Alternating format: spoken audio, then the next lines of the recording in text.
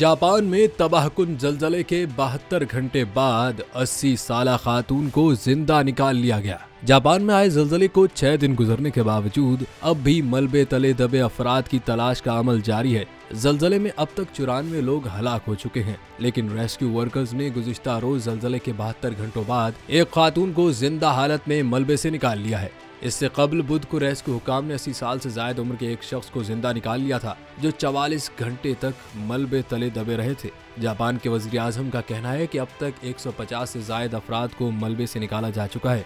Rescue एहलकार लोगों को बचाने की हर मुमकिन कोशिश कर रहे हैं।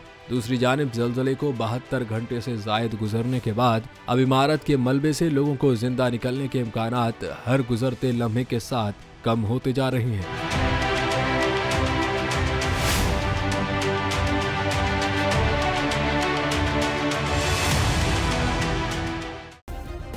सब्सक्राइब करें और बेल दबाएं ताकि कोई खबर रह न जाए।